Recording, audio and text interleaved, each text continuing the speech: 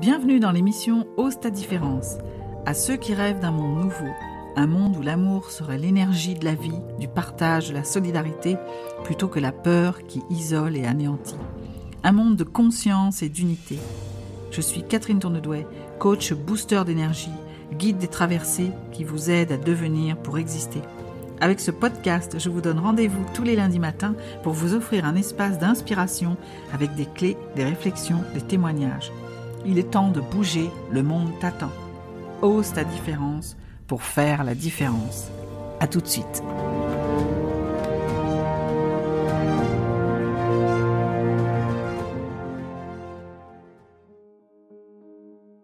Bienvenue dans les lundis perchés. Une fois par mois, je vous propose de prendre un peu de hauteur entre ciel et terre pour regarder votre expérience autrement. Aujourd'hui, je vais vous parler du hasard et vous faire la proposition suivante. Il n'y a pas de hasard que des chemins de vie. Et je vais me baser sur l'hypothèse de Neil Donald Walsh, qui dans son livre Devenir soi propose la chose suivante. Il dit « Et si la vie était une expérience dont l'objectif était bien au-delà de la simple survie ?» Il fait les propositions suivantes. Premièrement, tout ce qui arrive dans nos vies individuelles ainsi que dans notre expérience collective contribue parfaitement à un objectif plus grand. Deuxième hypothèse, notre expérience de vie est contrôlable à un niveau bien plus important que nous ne l'avions imaginé. Troisième hypothèse, tout événement apporte une certaine forme de bénéfice. J'ai trouvé ça intéressant de considérer qu'on aurait un objectif personnalisé dont la réalisation contribuera à quelque chose de plus grand que nous en fait. Que d'une certaine façon, on pourrait contrôler certaines parties des choses, on aurait un libre arbitre qui nous rendrait acteurs de notre vie. Et chaque événement de notre vie serait un miroir et nous indiquerait le chemin à prendre. Il n'y a pas de hasard que des rendez-vous, disait le poète français Paul Éluard. Certaines hypothèses émettent le fait que nous avons un destin et que notre chemin de vie est tracé.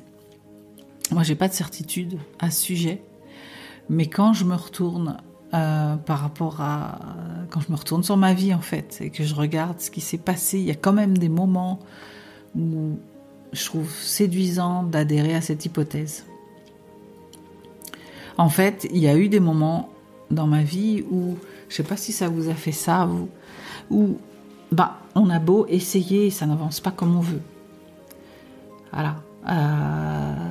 On tente, on retente, on essaie de rencontrer des gens, on les rencontre pas, on postule à un poste et il y a tout qui se met en travers et ça marche pas. On essaie un projet et il n'y a rien qui va dans le bon sens. Et en fait, on fait un pas de côté, on change de chemin, on bifurque un peu et tout d'un coup les choses deviennent plus faciles. Le projet fonctionne, on rencontre des gens. Moi j'ai vu ça sur des moments comme ça où tout d'un coup les résultats commencent à payer. Je fais un peu différemment, je change de route et les résultats commencent à payer, des personnes arrivent sur mon chemin, des solutions semblent évidentes alors que je ne les voyais pas. Voilà. Et donc, ça m'a donné envie de reconsidérer ça et de me dire, mais finalement, il n'y a peut-être pas de hasard en fait. Et que les événements semblent nous guider vers la bonne route. Voilà. Et j'ai conscientisé aussi que le bonheur ne tombe pas du ciel en fait. Ce chemin de vie, c'est pas quelque chose qui arrive comme ça et qui tombe du ciel. C'est vraiment des expérimentations qui font que tout d'un coup, on fait un pas et on tient debout. C'est le bon chemin. On fait un deuxième pas, voilà. Et puis on a une réponse, on ajuste et on avance comme ça, pas à pas. Ça s'apprivoise en fait, ça se construit jour après jour. Donc c'est parfois un travail qui va te laisser éreinter ou qui va t'angoisser, où tu vas être déçu parce que ça marche pas comme tu veux, mais c'est surtout quand tu le suis, tu peux être complètement comblé par instant avec la joie de voir un résultat qui se profile et tu es tellement content que tu te dis génial quoi. Génial, c'est la réponse en fait. En fait, c'est comme questionner et obtenir des réponses. Tu regardes ta vie et tu as la réponse. Et moi, en fait, ça, je l'ai vraiment conscientisé pendant le confinement, où, après avoir, comme beaucoup, chahuté, eu peur aussi, me demander si on n'allait pas tous mourir. Et ce que c'était que ce virus qui nous arrivait là. Et je me suis retrouvée freinée en plein virage.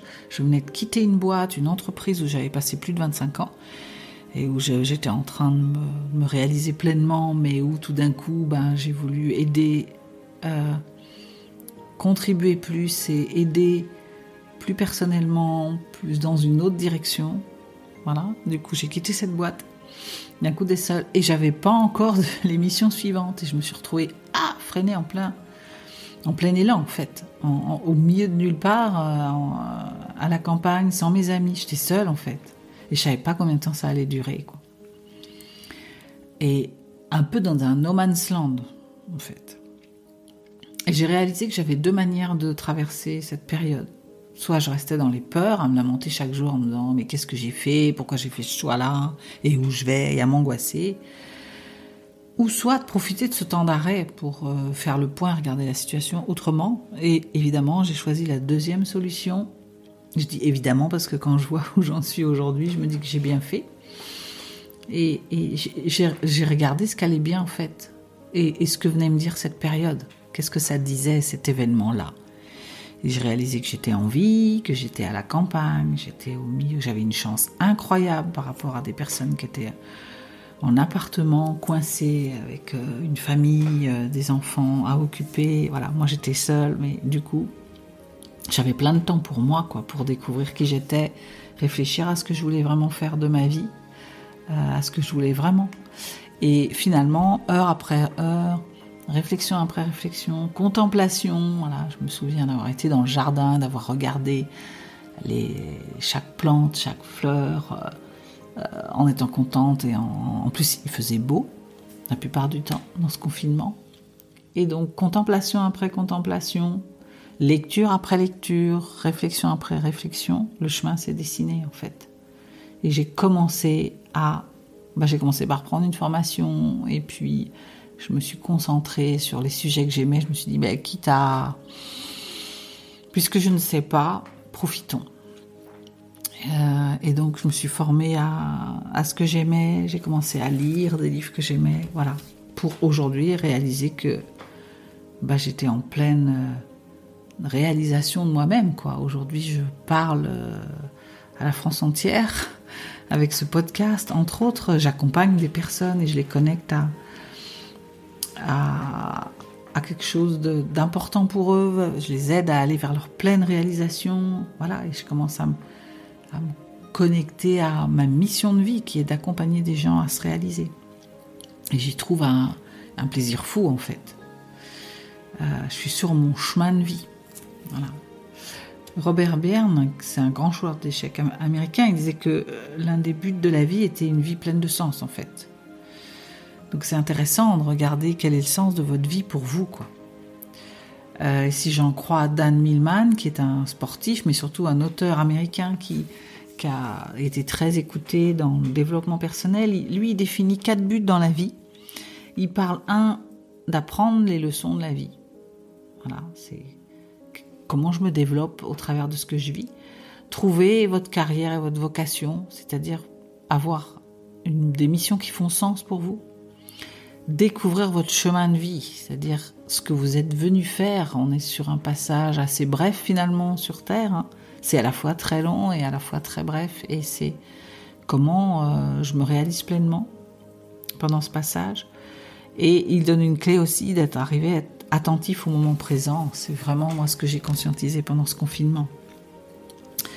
Donc moi là j'ai envie de vous inviter, on va pendant ce podcast là, ce lundi, se focaliser sur chemin de vie, le 3e but, et je vais vous proposer une approche, voilà, pour arriver à découvrir quel est votre chemin. Je parlais d'Everest dans l'épisode 1, je vous invite à le réécouter si besoin, et quel est votre Everest ? Je vous propose une approche par la numérologie.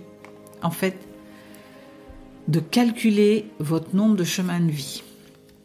À travers ce nombre, d'avoir des clés, des pistes de réflexion pour savoir ce qui pourrait vous faire sens, ce qui pourrait vous remplir, ce qui pourrait vous animer pour avoir une vie comblée et pleine de sens.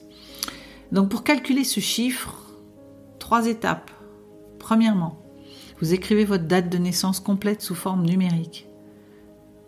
Par exemple, 20 avril 75, j'écris 24-75 et je mets bien les 4 chiffres de la date de naissance. Je ne mets pas 75, je mets 1975. Ensuite, j'additionne tous ces chiffres pour obtenir un total, mais chiffre par chiffre, 2, 0, 4, 1, 9, 7, 5, ce qui fait 28. Et non pas en chiffres séparés, je ne fais pas 20 plus 4, parce que sinon ça fait 24, mais je fais 2 plus 0 plus 4, qui fait en fait 6. Donc j'additionne tous les chiffres pour obtenir un total. Je vais obtenir un premier chiffre. Là, pour 20 avril 75, j'obtiens 28. Ensuite, j'additionne ces deux chiffres. 28, c'est 8 plus 2, c'est 10. Voilà. Et j'obtiens donc un nombre de naissance qui va s'écrire 28, la somme de tous les chiffres, barre plus 10, qui est la somme de ce 28-là, de ces deux derniers chiffres. Voilà, et qu'est-ce que vous faites avec ça ? Je vous invite à... Vous avez 2 solutions. Soit vous êtes bilingue, vous maîtrisez complètement l'anglais et vous pouvez aller sur le site peacefulwarrior.com. Peaceful comme peace, P-E-A-C-E-F-U-L, warrior, W-A-2-R-I-O-R.com, et cliquez sur le lien Life Purpose pour accéder à un calculateur de début de vie. Voilà, et vous pouvez rentrer votre date de naissance et vous obtenez déjà une première indication. Après, si vous n'êtes pas bilingue, vous voulez en savoir vraiment un peu plus, je vous propose de vous inscrire dans le groupe Facebook Ose ta différence, de m'indiquer votre numéro, comme par exemple là 28/10, et moi je vous répondrai avec un descriptif.